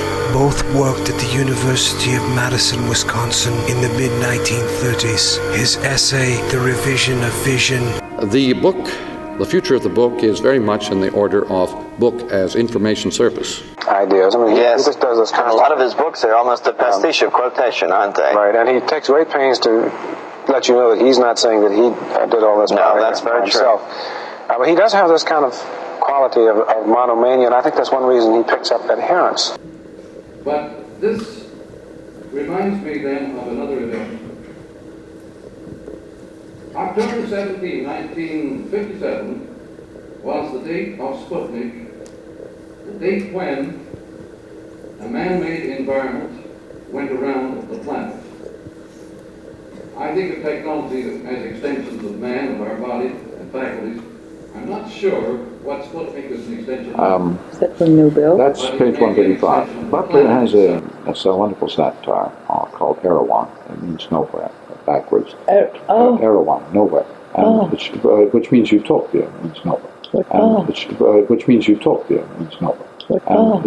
Which means utopia, means nowhere. Which means utopia, means nowhere. Which means utopia, means nowhere. Which means utopia, means nowhere. Which means utopia, means nowhere. Which means utopia, means nowhere. What's that got to do with narcissist? Well, it had to. He has a theory about, by the way, Butler it was, who argued that technology is the main instrument now of evolution, that the machine accelerates the organic evolutionary process 1,000,000 times, and that evolution is no longer in the world of nature, but now in the world of technology. But it always was. If one takes technology as an extension of man, or you do. Yeah, but on the other hand, it's easy to see that once you've done all this work. Yes. But it may be an extension of the planet itself.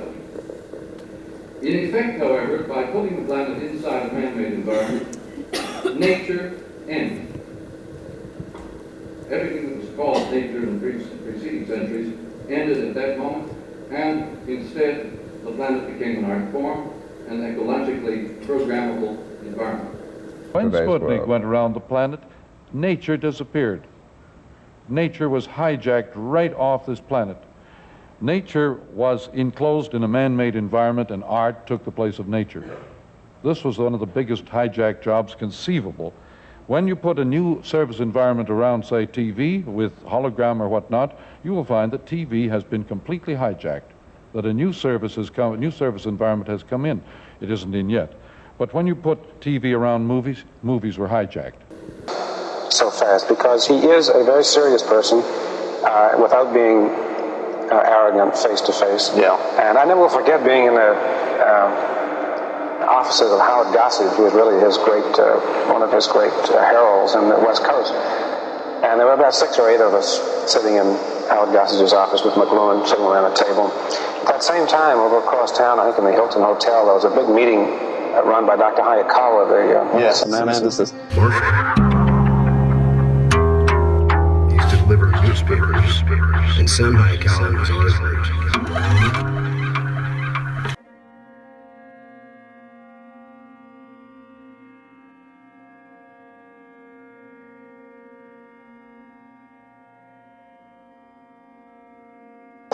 People there, and so someone asked McLuhan, what do you think of the Hayakawa conference? And so he said, well, I'm sure it's fine. You know there's an old saying in the business world, if it works, it's obsolete.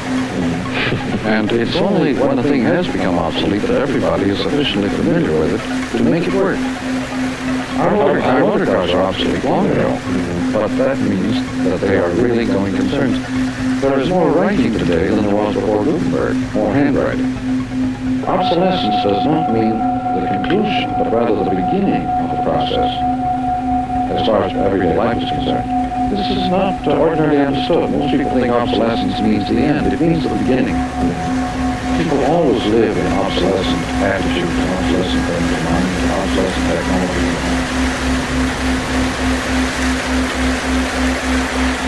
Okay, but in the first edition of Understanding Media, when they says, but what disturbs me is that by the time that you can find premises on which 1,000 people can agree thoroughly enough to come together, and the premises themselves are already obsolete.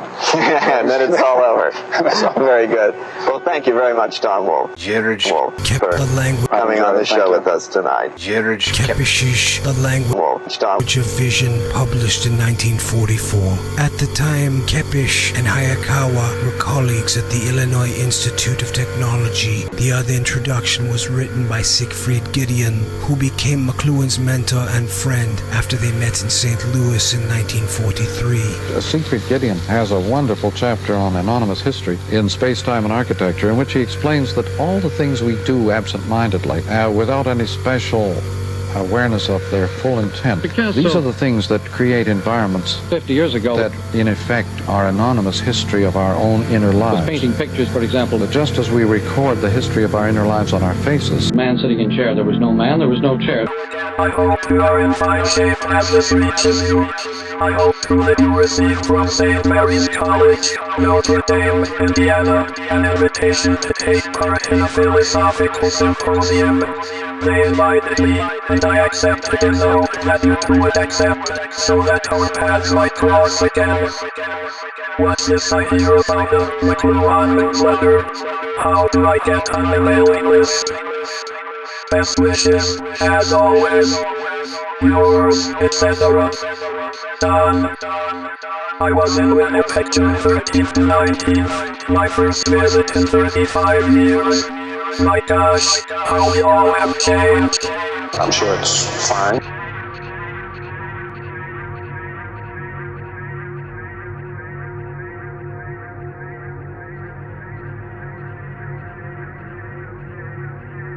I finished delivering my papers, I could go down to the Red River and sail. And I did these things all the time. How old were you then? To relax and maybe even read a bit, he would walk down Gertrude, passing Donald, which is Route 42. Right. So on page 41, you have this thing that looks like Confusion Corner, and then the last street after Confusion Corner is Route 42, and the arrow in the thing on page 41 is the one direction not represented on Confusion Corner. So in some phantom resonance, he actually went down there, and I show that by showing the Google Maps thing behind that. So no matter what my budget was, and if I had a fleet of people in VFX, and I had a whole team of people, not just me and you and the few people that I am working on this with, I still don't know if I'd be able to illustrate that effectively.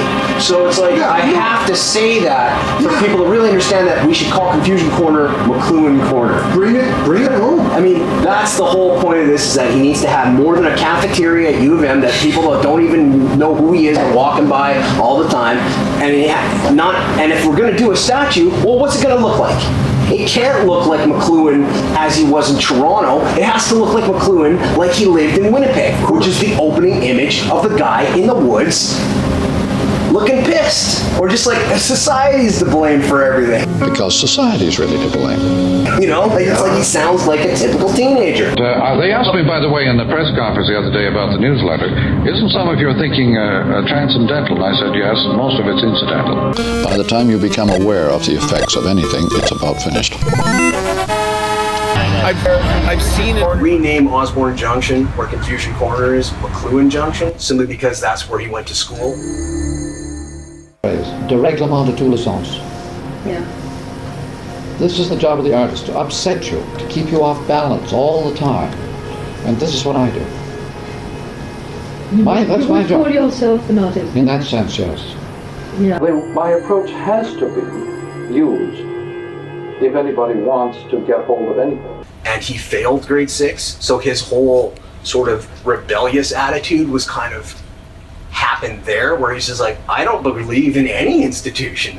They're failing. Winnipeg, classic Winnipeg. You gotta love where someone in Winnipeg was like, this McLuhan kid's not gonna make grade 7. My brother, come grade 6, he failed. Was an only mother, though, child, because she herself was a graduate teacher. My mother's household aspirations. She went to Cape University. She was a graduate there.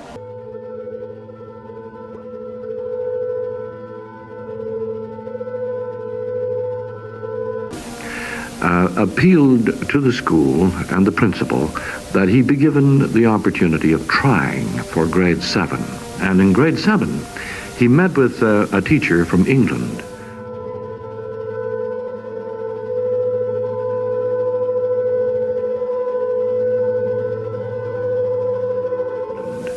who, teaching English, caught his imagination and roused his curiosity. And from then, or rather from that point, he never looked back.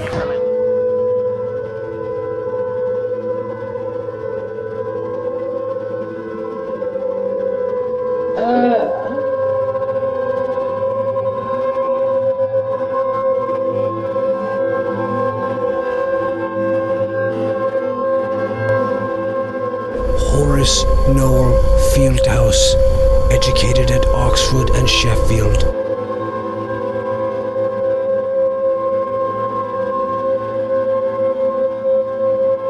It was Noel Fieldhouse that taught me. Don't go to Oxford.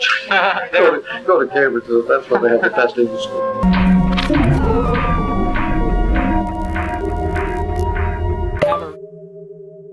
The point of view is like it has a vanishing point. And that's what I'm getting at, is that Yeah. there's no vanishing point in the environment that No, your dad grew up on the prairies, no, there isn't any.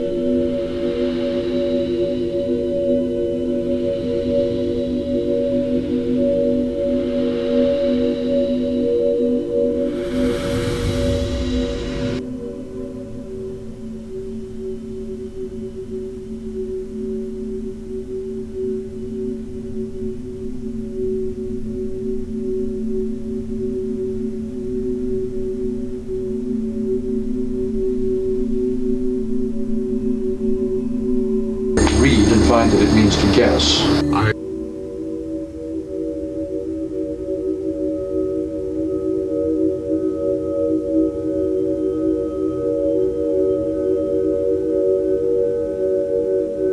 The light that we use for penetrating these problems, we shine in our faces. In other words, we're blinded by our own knowledge. What prevents us from penetrating the world of ignorance is our knowledge. Yeah. We turn the light into our face and say, I cannot see a thing. Now, if you turn the light around, you can do it with the mass media. That's my whole point, that with the instantaneous media, you don't have to shine this light in your face anymore. You can use the ignorance of millions of people to solve a problem. Instead of using your knowledge, use their ignorance. Now the point is this, that all the great discoveries in the world are made by ignorant people. Good point in this aspect. have a the Gladstone was at Confusion Corner. I've seen an aerial photograph.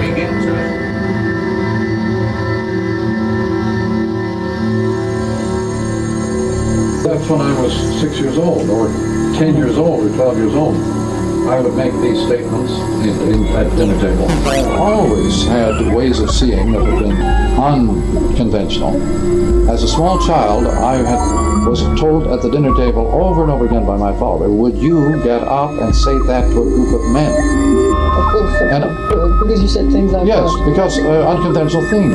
Like, can you remember? No, because I was only 6 or 8 years old. Do you remember one of them? No, I don't remember a single one. But they would be, they're no more outrageous than the statements I make today in my books. They're back. In other words, you're perfectly aware that you're being outrageous. Of course. I'm perfectly aware that most years old. But I would say, of course I would say it to a group of men. Naturally, why not? It's true. I have never seen some metal big where the problem is.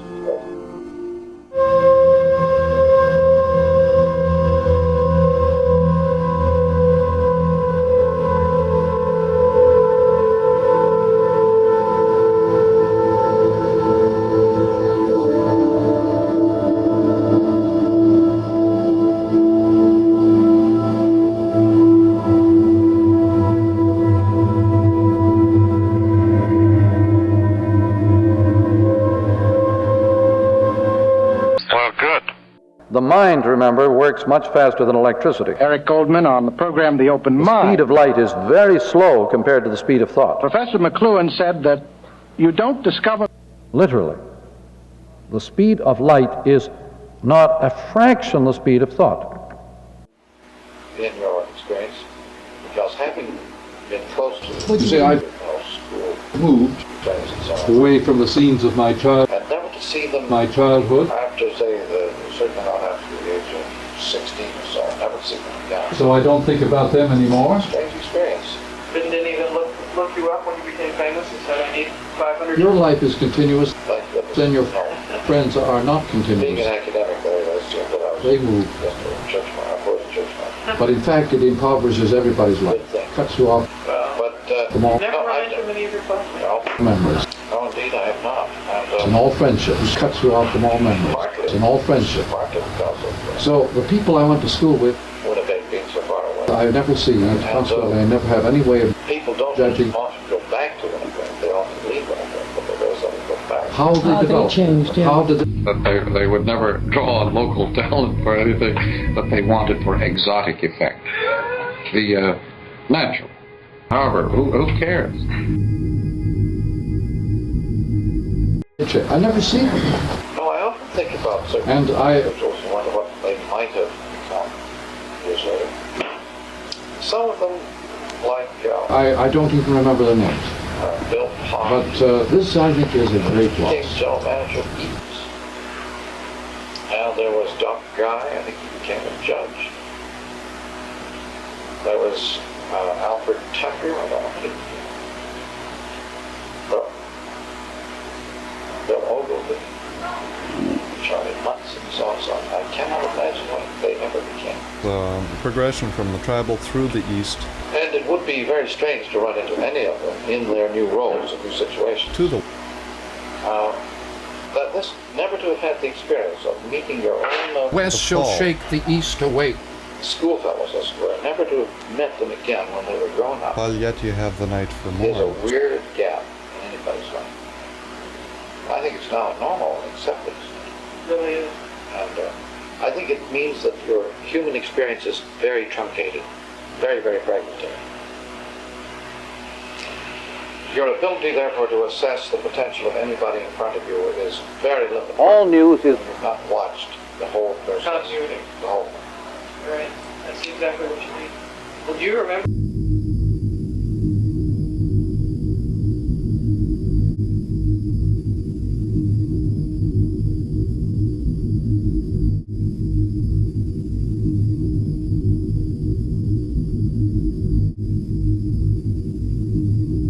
Right. That's exactly what you mean. Well, do you remember any of the people you knew who you went to high school with? High school sweethearts and all that sort of thing? Oh, yes. Remember Some of them are living in Toronto, but I never see them either. Fake. Who would they be? Oh, well, All news is fake. it's just, I just happen to know that there are a number of people here in Toronto, but I don't know their, for example, Gwen Cox is married to somebody whose name I don't know. But she is. Peggy Ord became Mrs. Bill Morton, and I guess he's professor at Trent. He's head of this department. A well-known Canadian historian. But she was one of our immediate in our was living 3 or 4 doors away on Herbert Avenue when I was growing up. It's pseudo-event. It's created by the medium that is employed. But there are very few. I have actually run into her. It was at all these things at Queen's Park. One of the receptions, big state receptions. Right. Bill Martin was there. But it is a strange experience. And something which I think mankind has taken for granted all through the centuries is that for North Americans is rare. They're so damn mobile, get around too much. What did your father do after the war? After the war, he went into the insurance business eventually, but I don't know what he did initially. I think he was in real estate. He was in Edmonton, he'd been in real estate. He'd been? Real estate. Right. Among other things, meant leisure. The word school means leisure. And, schooling. So, persons who go to school are really people who don't have to work. Understand the language and grammars of On men. the other hand, we have increasingly tended to turn the classroom into a place of work. You went to Cambridge University, right? The undergraduates at Cambridge were appalled. Among others. Naturally, there are 3 bright ones. But no in Northern in Canada. No more than Canada. You don't have an attendance. You went to Cambridge University, right? Among others. That means you completed school, right? I completed several schools. I did 2 PAs, 2 MAs, and 1 PhD. Well, why? If you say school should be bypassed. Because I regard it as utter leisure. Among others.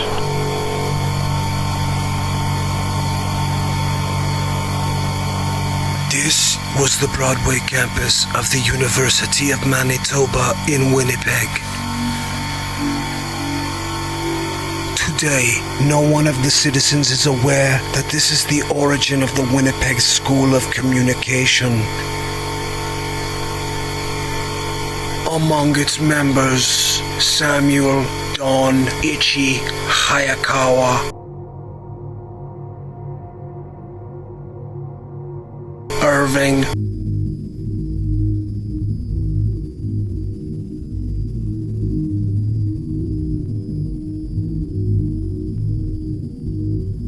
Goffman, William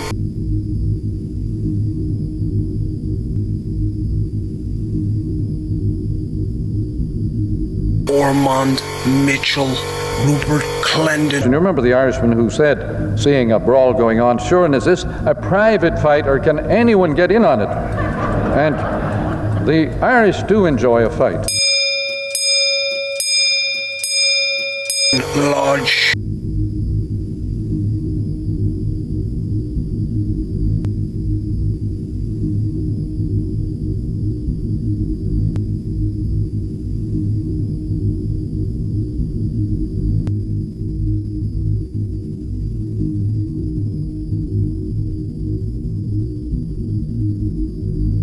Horace Noel Fieldhouse. Henry Wilkes Wright writes, "The moral standards of democracy is the 168th of 168.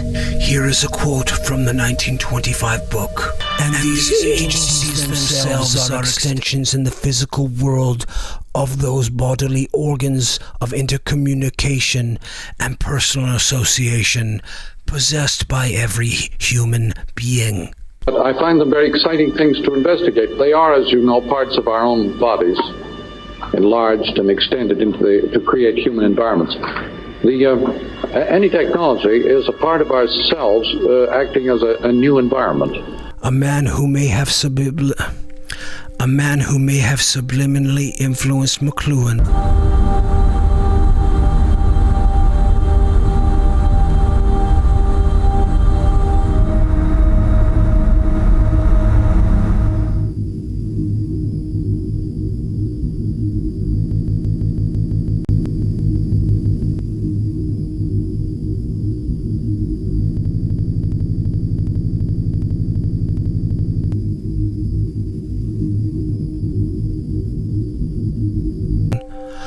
more than any other professor in the young man's life. Henry Wilkes Wright and these three guys, Thomas Easterbrook, David Carlton Williams, and Herbert Marshall McLuhan.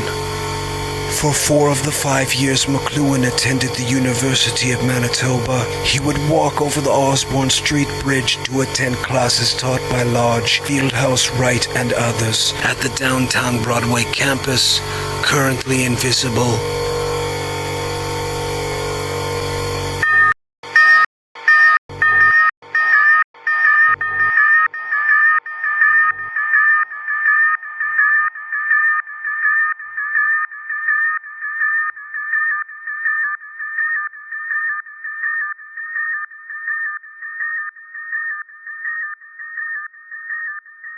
He would walk over the Osborne Street Bridge to attend classes taught by Lodge, Fieldhouse Wright, and others at the downtown Broadway campus, currently invisible.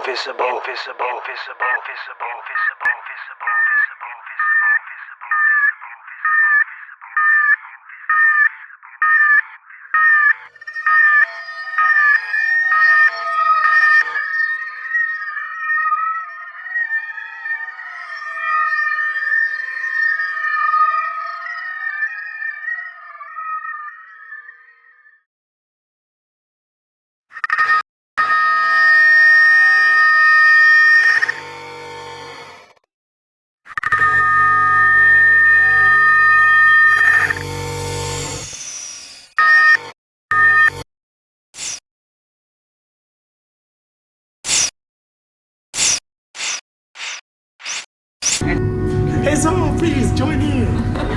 We're answering a question about this guy. Marshall McLuhan, the guy that hall's named after. No. Message? No, I have not. Have you ever heard the phrase, the medium is the message? Have you ever heard the phrase, the medium is the message? No. What about the global village? No. Have you heard of Marshall McLuhan? No, I haven't. The medium is the message. Somewhat. Yes, I think I've heard of it before. How about the global village? No. Have you heard of that phrase? I've heard that phrase, yes. Okay, cool. What about the global village? Ever heard of the phrase the global village? Yes. You see, we are living mythically, but we still try to think rationally in the old 19th century pattern. For example, Just as we record the history of our inner lives on our faces, man sitting in chair, there was no man, there was no chair. It was just how did it feel to be sitting in a chair?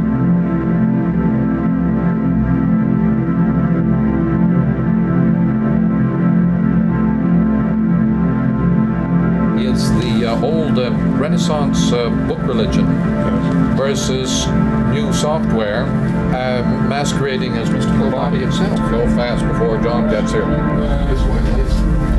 No, he's supposed to be here at 11:30. Whereas today, with the advent of a software electric environment, all of these things, it seems to me, profoundly relate to the rosary and to the church and the mystical body. I'm doing a book called The Second God.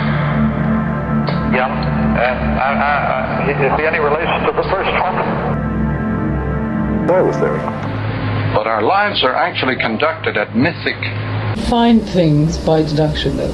oh yes, but not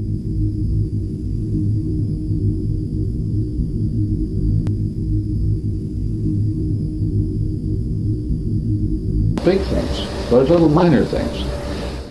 Speeds and multi-levels of things happening, many levels at once.